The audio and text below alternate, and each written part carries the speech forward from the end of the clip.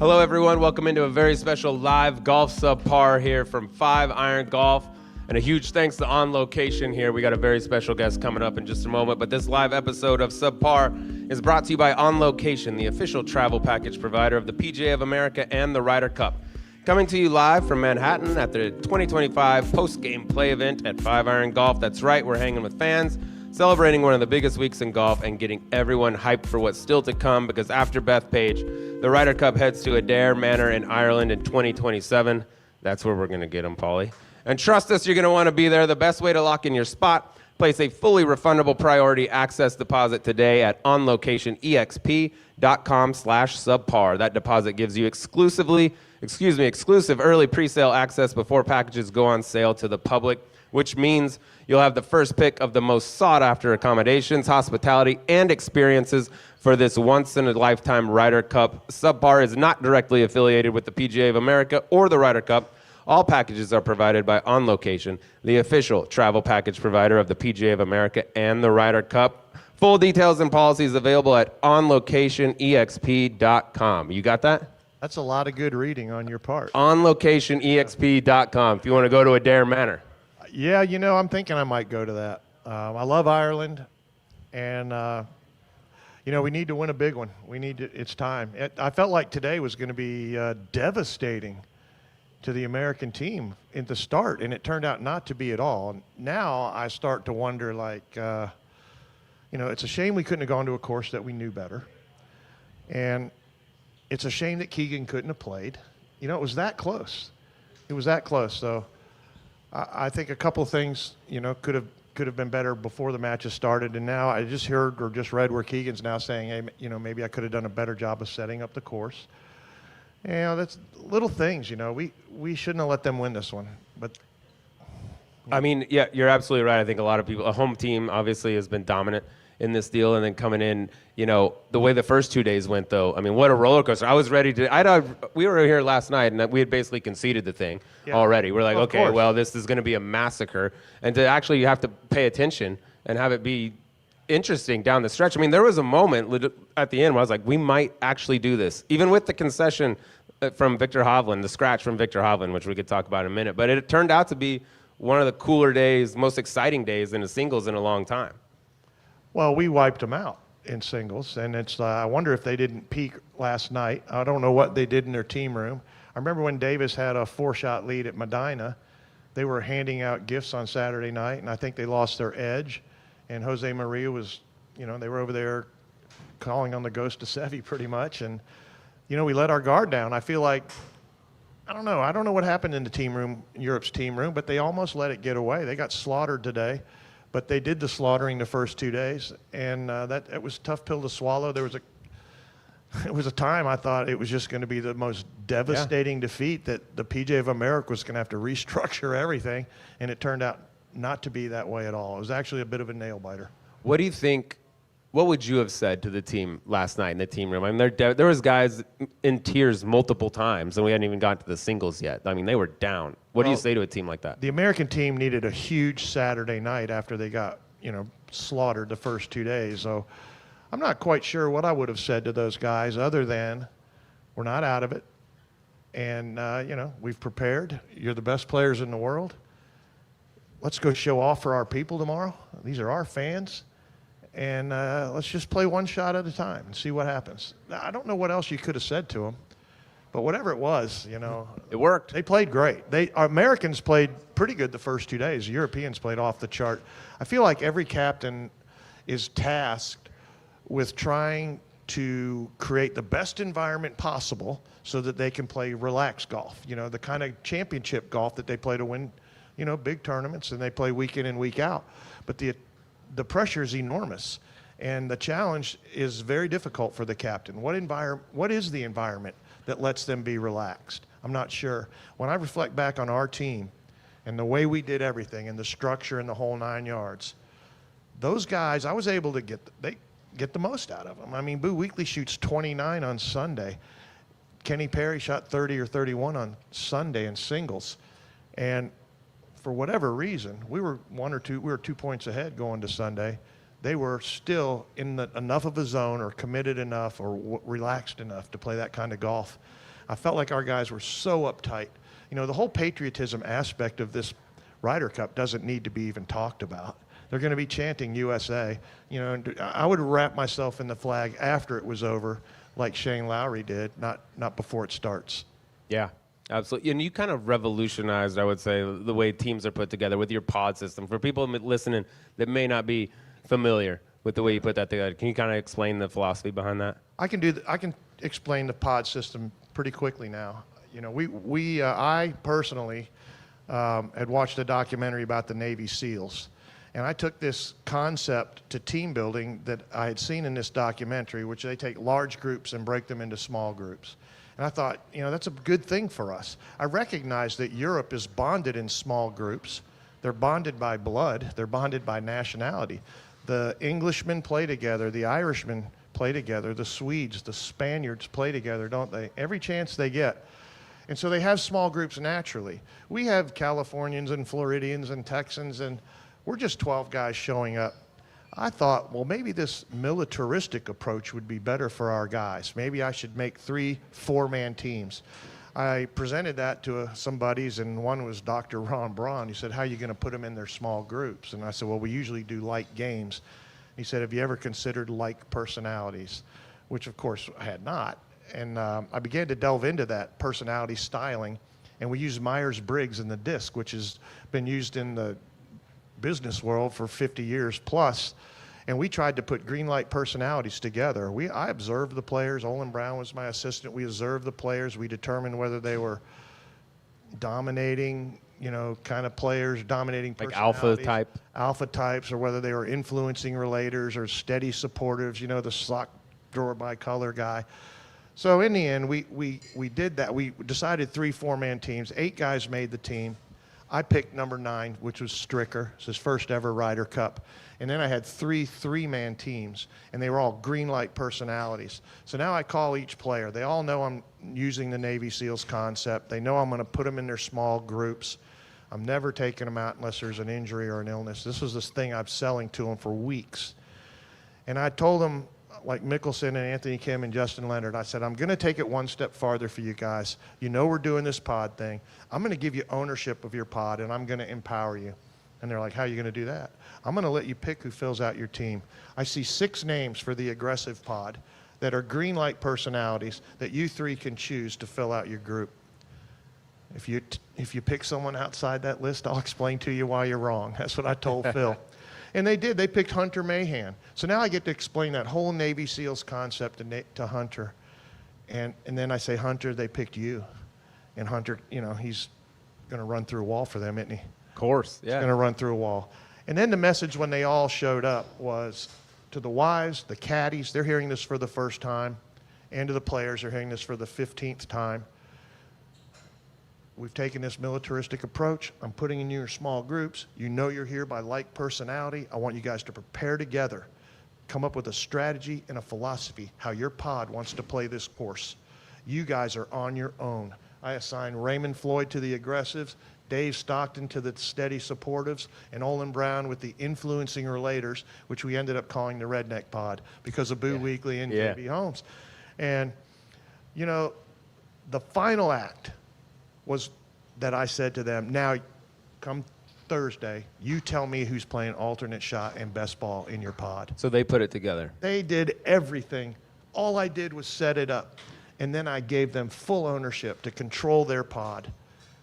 And they did. Mickelson led his pod. You know, he's going to lead that pod, him and Anthony Kim and Justin Leonard and Hunter Mahan. I didn't have to mess with pairings much. It was really easy to pair. It ended up being very structured, probably as much as anything. But then the realization hits on Friday. And I went up and gave Keegan a big hug on Friday morning this week. I said, buddy, this is the most nervous time of your life right now because you don't have any control. It's over. All you've done is create the best environment possible for them to succeed, and then you have to just get out of the way. I did message a few times to the players according to their personality types. I would challenge Anthony Kim or encourage maybe Justin Leonard or Stuart Sink. But all in all, I think they got engaged in our Ryder Cup very early. We weren't we lost 4 of the previous 5 and 7 out of 9. We were in a terrible streak like we are now, pretty much. And I just feel like they were more engaged than they were dreading the event, and that was important. Yeah, they had ownership of it. Which they had. I mean, they're picking ownership. guys that are going to be on the team. That's a huge decision. That's the biggest decision, That's arguably, right. you'd make Yep. as a captain. And nowadays, I feel like the pairings, because they're the first thing to be scrutinized, right? When you're on the losing side, it's like, why'd you do this? Why'd you do this pairing? Where if they go out and make putts, then you look like a genius, and no one ever Right. questions it, right? But now it's so analytics based. It's like this golf course with this twosome or this 4-ball, this foursome. Put those guys together. Did you use what was available in terms of analytics, because it's changed so much? There's a ton now. And B, did you use? There was none of that being considered. There was no analytics at that time in 2008. I didn't do it. Maybe the other side did it, but I doubt it. It was Faldo. Faldo really strayed from really the Ryder Cup formula that has been very successful for Europe. Their assistants are future captains, and the captain has surrounded himself with other past captains, and they're all in the gauntlet together. They all see the success, and then the next guy who was the assistant comes in and does it the same way. Faldo didn't do that, and it cost him. As much as I was trying to be buttoned up, he was more flying by the seat of his pants, I think. And he had some drummer from some band as his assistant. We're all buttoned up over here. We got Ryder Cup captains as assistants, and I really wanted to I wanted to be the beginning of a new system, but Corey didn't really much care what I did. He didn't ask, and Davis and I talked quite a bit. Watson didn't care. So, the pod system kind of has just gone away. Yeah, that was going to be my question. You, like I said, you're considered one of the most successful kind of revolutionary U.S. captains. When a captain is announced, how many of those guys reach out for advice? Like, hey, Paul, you were awesome. Keegan reached out right away, but I didn't really help Keegan. He just asked a lot of questions, about, should I load this? Should I do that? What was, what kind of theme? He did his own thing. I think he did a pretty nice job. He got roasted for putting, I guess, Morikawa and Harris English together. Yeah, I think twice. Analytics said that of 132 possible scenarios, that was the worst possible pairing, and he sent him out twice. Analytics proved to be correct, and he may regret that. I don't know how our analytics did not show that and Europe's analytics did, or whoever did that. But I think it's gotten. I think we overthink it. Yeah, without question. I mean, if they go out there and make putts and play, they're 2 of the best players in the world. They could go out there and win, and then he looks like a genius. Is there a point where the captain gets too much blame and too much credit? Because like you told Keegan, this is the most nervous you're ever going to be because everything's out of your hands.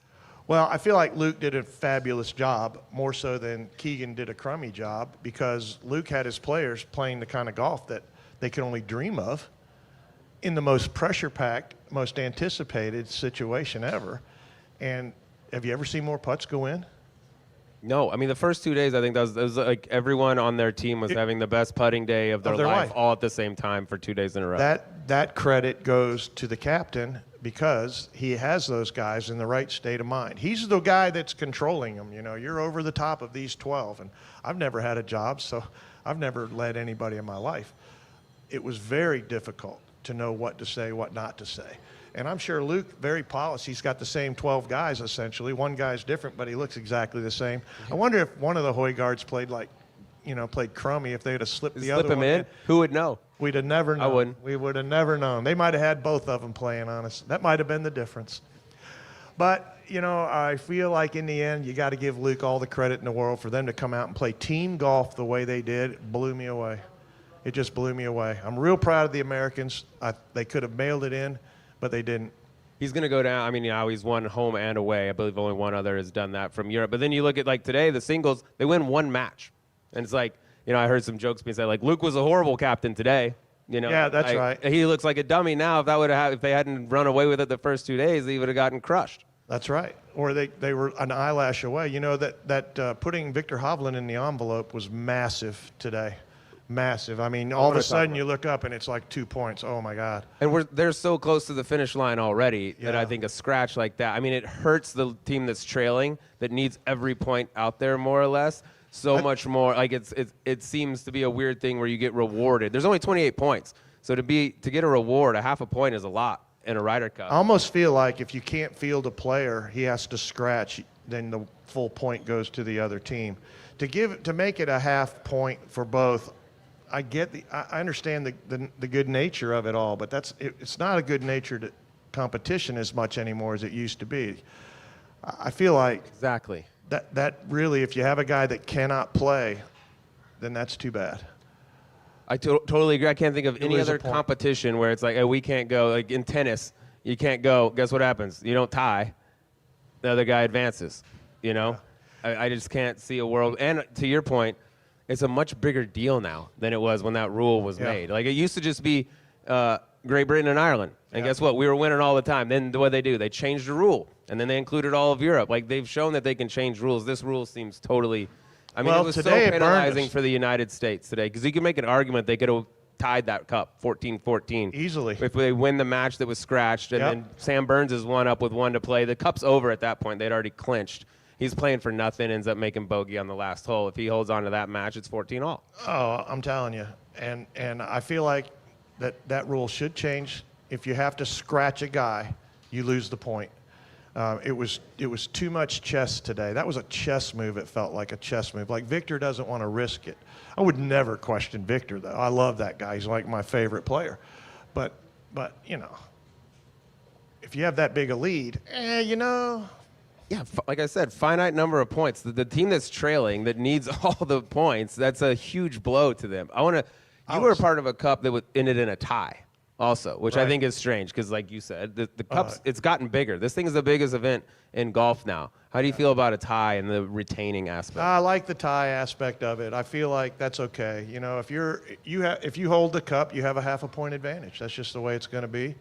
Unfortunately, Europe generally has a 1 or 2% advantage on us anyway because of what I discussed in the beginning, how they're bonded by nationality, they're bonded by blood, and they're bonded in small groups.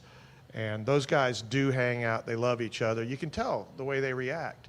Together, they're unbelievable. On their own, they're vulnerable. That's a fact. Interesting. Together, they're almost invincible. On their own, they're vulnerable. And all we needed to do was just some kind of something Friday or Saturday, you know. Maybe if Keegan was in there, it would have made all the difference in the world when you're looking at a narrow edge like we had this week. And also, it's so hard to describe the momentum, how much it means at the Ryder Cup. I was over in Rome, and from the first match out, it was just a landslide. Just olays, and everything was going in, much like it was the first 2 days here. And then today, it's like as soon as the U.S. I think they were losing in like the first 3 or 4 matches that were out there. They were down. They started flipping them. Was it 5? They were down the first 4 or 5 at least. 4 or 5. They were losing all the early ones. And then all of a sudden they start flipping. What happens? These guys see it. This putt goes in. This putt goes in. It's hard to explain how big momentum is in that event and how hard it is to switch it once it goes the other way. When I saw the start this morning from Europe, I just thought, wow, this is devastating. This is going to require a complete restructuring of everything. And now it's nowhere near that. I feel like we had no advantage on the golf course whatsoever. Keegan even said now he wishes he would have set the course up differently. Right. But we picked a course we never play. And we picked a captain that we took him off the team. We picked a guy in his prime to be the captain, really out of guilt. You know, I remember texting Keegan, congratulating him on taking the high road after he did not get picked for Italy. Mm-hmm. And I texted him a long text, you will be a captain someday. Way to take the high road. But I had no idea he'd be captain now. And I've been critical of him being the captain. If you're going to pick a guy in his prime, you're going to risk what happened here this week. We're skipping David Toms. He won the PGA. We're skipping Justin Leonard. He won a major. You used to have to win a major. We're skipping Stuart Sink. They're all in their 50s. What are we going to do? Just go to Tiger Woods next? Is that the next guy? And we're just going to say to you 3 guys, sorry, we had a click for a little while, and you're out. I think that's bad. I wish we could pick guys that, you know, aren't in their prime. Yeah, it'd be like Europe taking Justin Rose for the next one. It's like, Keegan could have been on that team in Rome. When they announced him, I was shocked, and I was like, cool, I like that we're getting younger stuff. I was like, this guy could make it again. And you could argue, I think, that it was maybe the worst case scenario for the U.S. side, like naming Keegan and then having him be a bubble guy. Because if he auto qualified, he said he was going to play, right? And he was right there in the 10 spot like he was last time. And then it's like, do you pick yourself? Do you not? Or if he had played bad and was 38th in the rankings, no problem. You're just the captain. But he had to go through all that over and over. All year long, and that was his focus. And I feel like, you could almost say, well, he screwed up. He didn't pick himself. That's what I think. I mean, people will say that now. They'll blame it on a lot of stuff. He was just put in an unfortunate spot, and the people that put him there should know better. It's like going to the team room in Italy. The American team room in Italy had nothing in it. It had Faxon's poster in it. Faxon ended up missing a putt in '95. They had O'Meara's picture in there. There was no current players. And I feel like the PGA of America should take care of that for the American captain who doesn't know any better, to fix up the team room. America's team room this go-around was fantastic and a real motivator. What they have in there? Can you share? Everything, bud. There was pictures of their dogs. There was pictures of the players, early age, all the way up to older. They had. It was an inspirational little locker room they had in there at the hotel. I didn't see their locker room at the course, but I do know that another maybe a slight mistake. I think Keegan did give them some bulletin board material right out of the gate when he said, "We're going to go to Bethpage Black and kick their effing ass," and. That was hanging on their locker room. Oh. That's hanging over there. When they walked into the course every day, that quote was hanging there with Keegan Bradley. We're going there to kick their... Rory did the same thing, too. He gave us some, too. He did. On the flip side. I think I'm going to give Rory some credit because Rory really did take the pressure off the Europeans as well by stating that winning an away Ryder Cup is probably one of the toughest achievements in sports. And... so his guys are rolling in with everything to gain, kind of nothing to lose, and they're going to face a hostile crowd, and they had a chip on their shoulder about it. And they showed up very relaxed and ready to roll, bud. They had a great environment over there. I give Rory credit for that. Now I want to take a shot at Rory, who I love. Rory probably turned down $500 million not to go to live. And he's a European, and we see how much he wants to beat our tour. But he stayed here, and he fought for us. He fought for the PGA Tour, so I love him for that. But today in the press conference, after it's over, he's saying, I think golf should be held to a higher standard of decorum. Isn't that what he said? But in the meantime, he says, F you, F you, F you in full voice for the world to see. He turns around and says to the guy, shut the F up. The guy in the media asked him today, how did that feel, Rory, to tell the guy to shut the F up and then hit it 2 feet? And he said, it felt pretty effing good. And I'm like, bud, which is it, Rory? Is it that golf is held to a higher standard? Or are you just going to F you, the fans, and act like that's okay? So I love Rory. You know that. But you can't say that. You can't say the fans need to behave better, and then in the meantime, lay them to waste. Can't be on both sides. You can't do both. You can't do both. Yeah. You got to be one or the other. You can't do both. Yeah. What'd you think of the fans as a whole this week? Too much, just right? I think it must have been terrible. It must have been terrible. But didn't the PGA of America know when they came here what was going to happen? Of course. We all knew. We've been talking about it for 10 years, that this crowd could go crazy. Hey, if the beers weren't $16 a piece, it could have been worse. And the ticket's $7.50. That's what I said. I was like, they're trying to price out the knuckleheads. Oh, I know. Well, congratulations to Europe. I mean, they truly stomped us in the ground, and we did everything we could. I want to say congratulations to the American team. They showed a lot of heart and a lot of guts. And we have to just create a little bit better environment when we go to Europe so we can get off to a better start. Europe and Ireland practice in 3-hole matches with enough money on the line that they really paid attention. And the priority was in 3-hole matches to get off to a hot start. And that's what they did in Italy. They prepared to get off to a hot start. Like after 3 holes, whoever won the money, then they repaired and they played 3 more holes. And they battled in their preparation. And they're ready to go. And they did it again, I think. I think they did it again. If the PGA of America came to you tomorrow and said, Paul, we need your help. We got to fix this thing. We're in a bad stretch here. Would you do anything different than what you did at Valhalla? Like, would I be the captain? No. But or if you were just advising? If I could be more of an advisor, maybe. But no one's really asked much of my opinion at the PGA of America since I was captain. They never asked me, if I wanted to do it again. They never asked me about Corey. They never asked me about Watson. They never asked me about anybody. So I feel like once you're the captain, that's it. I wanted to ask you about that because Luke Donald did so well in Rome, they ran him back. And by the way, he wasn't even supposed to be the captain. There was a bunch of guys in front of him. Jumping for the money. They left. Stenson left for the money. Poulter left for the money. Sergio left. They left us for the money. That's why I love Rory, because Rory stayed and fought for our tour. Okay, so those guys that you just mentioned that left for the money, they were the next up on the European side. But now we've seen, Europe had multiple live players on their team. We had a live player on our team. We had a live player in Rome. Do you think those guys get welcome back? Do you think they have a potential to play the tour as Ryder Cup captains on the European side? Oh, I'm not sure about that. I don't know. That seems like a double standard, too. It's like, we don't hate you enough to have you on our team because you're good, but you're not ever going to be our captain, even though you're the most decorated players in the history of our team. That's a good point.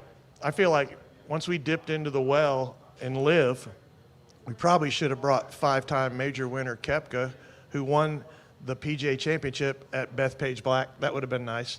And then maybe pick Patrick Reed and maybe pick Dustin Johnson. If you're going to go dip into the live pool and pull Bryson, I would have really probably pulled Koepka. There's no way Koepka's not going to man up and play great this Ryder Cup.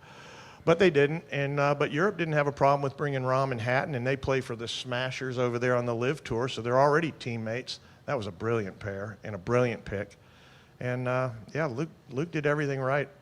But he was a crummy captain on Sunday, wasn't he? Yeah, right? Yeah, today he was terrible. And they're already talking about running him back for the third time. I'm surprised were you not offended isn't the right word? Were you surprised that after what you did that you didn't get another go at it? It took me a minute. It took me a while to realize I wanted to do it. And I called him and said, hey, I want to carry the flag to Europe. That's how I said it. They said, there's more captains than there are Ryder Cups. Yeah. And I was like, okay. So that was the end of that. I said, but I'll do it. I'll take the risk, because it's a risk. If now you're the winning captain. Well, it would have been a big risk to do it again, wouldn't it? Same for Luke. It would have been a big risk for Luke, but Luke's going to take the challenge. I think go to the well till the well runs dry. I'd take. If it ain't broke, don't fix it. It's kind of always been my philosophy. I'll take Luke again. Who's next in line, other than Luke? The 3 guys that we mentioned. The guys that aren't welcome right now. How about Westwood left? Yeah, Westwood. Graham McDowell left. These are Ryder Cup legends. Ian Poulter, Sergio Garcia. Legends of the Ryder Cup. This was supposed to be Poulter and Phil initially. That was the big talk when they announced Bethpage. I thought Sergio Phil. I thought it would be Sergio Phil, but maybe it would be Poulter and Phil. That would have been a hell of a juicy captain battle. Phil said today he's not going to ever do it. Yeah, I saw that. Yeah, I saw that too. So I don't know what the PGA of America's next move is. Maybe they should just pick Keegan again and say, here you go, bud. We'll give you another crack at it. Yeah, Tiger was rumored for Bethpage, and it was up to him if he wanted it. Apparently, he didn't. That's the word on the street. Do you think he's the next guy at Adair Manor? It's kind of what I heard, but I don't know why. I'm not sure he would take that. I think, if I'm Tiger, I want to be the captain at home. I wouldn't want to go captain over there. Not my first. I wanted to captain at home, and I'm glad I did. I think, it's so hard to win on the road, and America struggles so much. Why would you submit yourself to that nowadays? You get criticized so hard. You could change your whole legacy by accepting the captain's role. It changed Hal Sutton's legacy, which is a shame. This is one of the greatest players. But he's a bad Ryder Cup captain because he put Tiger and Phil together. Well, Tiger and Phil could have played great and certainly beaten. They played the toughest possible duel, though, Podrick and Colin Montgomery. So I don't know, but it's a tough thing to be the captain and get scorched earth if you don't win. And, can do everything right and just get outplayed. Like I don't think Curtis made a single mistake as a captain, but we got beat. There's nothing you can do about it. Yeah, if your guys make putts, you win. You're a hero. If they don't, you're a goat. And that's what the U.S. team was saying in their presser today. They're talking about Keegan, and Keegan's just falling on the sword. God bless him, because he's such a classy dude. He's like, there's things I would have done different. This ultimately falls on me. And then the players were like, our captain should have told us to make more putts the first 2 days. Right. It's that's exactly, I think, what it is, more or less. I think there's a few exceptions to that, but it just feels like it's It's too putting. imbalanced. All the highlight reels are putts. And even Montgomery, I did a thing with Colin Montgomery a few nights ago, and he said, we've out-putted America for 25 consecutive years or whatever. Like, well, not every time, but Right. they out-putt us, and I don't know what it is, that intangible that has them more freed up. I'm not sure. Maybe they study the greens better than us. But all the players had the hole locations prior to the matches, so that everybody knew where the holes were going to be. So there's really, there's not a lot of excuse to misread putts when you've spent days practicing. Now, I did hear that Europe showed up 2 full weeks early and practiced. I'm not sure how true that is. But if that's the case, then they out-prepared us.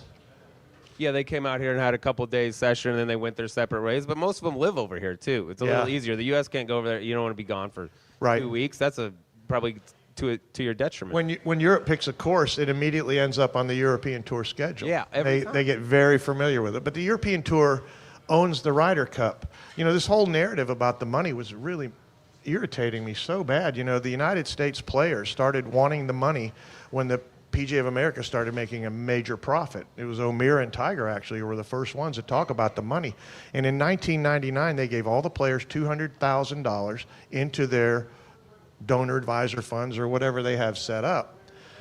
And then it went up to $300,000 after that. And so now we're losing the narrative, and we're playing for the money, right? This is the narrative now. We get $500,000, $200,000 goes to the bank, so whatever. So I text message one of the top brass there at the PGA of America. I said, how much money have the players donated since 1999? He said, I don't know. So, it's 13 because you add the captain times 25 years, whatever it is.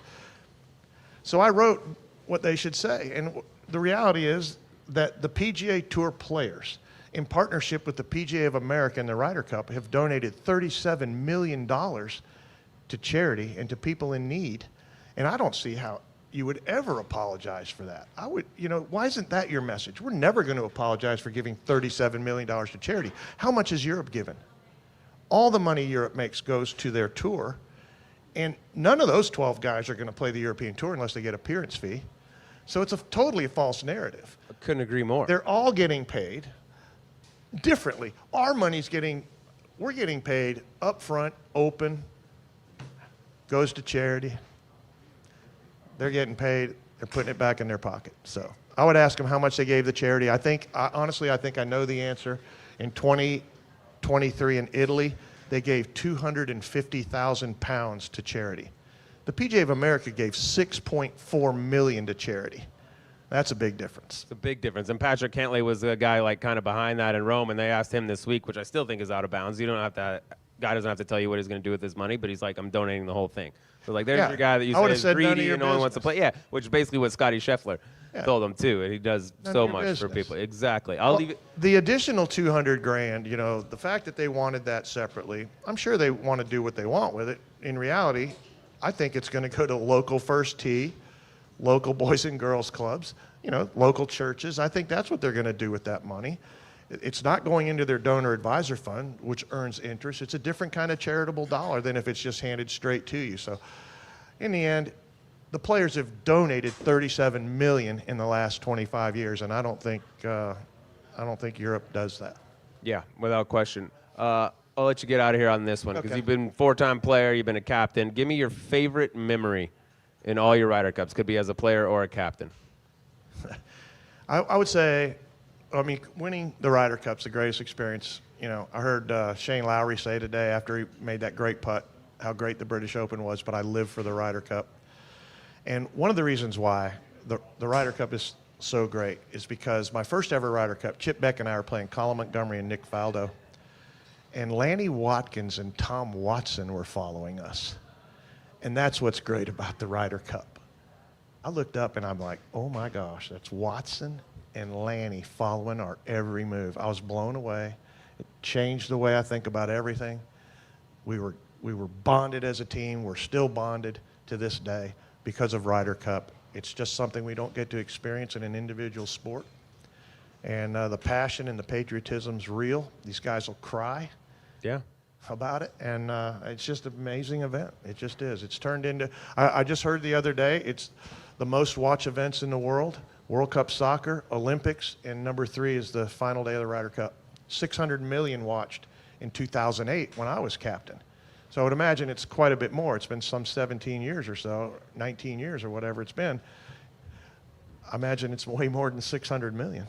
I mean, it's the coolest event in golf, bar It none, is. and it just keeps getting bigger and bigger and bigger, and you're a big part of it. Yeah, and your name will always, hold high esteem in the Ryder Cup world. You've been a star. Well, I did something different. It was totally outside the box. It got our players engaged. We weren't as good a team, and for 1 week, they put it together and did their thing. And the fact that it was so unique and so different, I think it'll probably live for a long time. But the fact that no one's done it really much since is just disappointing. Yeah, absolutely, and hopefully they can get you back in the fold and we can get this ship righted because we need it. Yeah, it was a bummer to lose this week. I just didn't know. I knew Europe was coming in buttoned up, and but I didn't know they were going to whitewash us like that the first 2 days. I'm really proud of Keegan and the Americans. Whatever they did last night and this morning, they came out and they really put on a great show for us. Battled their asses off. Oh, it was Battled awesome. their asses off today. There was a point in time where I was like, this is actually going to happen. This is actually going to happen. And damn, they got close, but they showed some serious heart. It made it fun to watch because there was a time yesterday I was like, I mean, this thing's going to be over in 3 matches. I know. And it wasn't. It felt like it was going to be the most disappointing Ryder Cup in history. Yeah. And it turned out not to be that way at all. I'm happy for Keegan that they at least Me too. made it close because it was. Keegan worked hard, bud. He texted me. He was so invested and engaged in this thing, and I feel bad for him. I felt so bad yesterday. I wouldn't know what to say if that would have continued. Now I'm happy to call Keegan and say, you were awesome. I think it changed like the narrative around his like legacy as a Ryder Cup For captain. sure. If it would have been the worst blowout in history, it's like that's a tough one. But this one, and the way he's handled everything throughout, I think his legacy is pretty secure as one of the classiest guys. And I don't think he'll be remembered as like a failure of a Ryder Cup captain. Well, he may get another chance. You want a guy that's kind of got some experience, and he's got some experience. He's engaged with the players. I would certainly imagine that some of the same players are going to show back up for our next Ryder Cup team. And Keegan will be 41, which is way too young. But I don't know how the PGA of America thinks. Again, I hate that they skipped those 3 guys I mentioned, Justin Leonard, Stuart Sink, and David Toms. But, it is what it is. We have to win. We just have to go beat them on the road somehow. And I'm not sure how we get that done. Yeah, like you said, there's more Ryder Cup captains than there are Ryder Cups. But no matter what, you're going to be one of the all-time greats, my man. Appreciate your time. Thanks, Paul Drew. Azinger. Big thank you to 5 Iron Golf and On Location. Appreciate your time, brother. How's the Harleys? You still riding the Harleys? I'm off the motorcycle. Oh, my God. Oh, Say it ain't so. I live to tell about it. All right, that's true. That's with all your limbs. Live to tell about it. All right, my man. Thank you very much. Thank you. Appreciate you.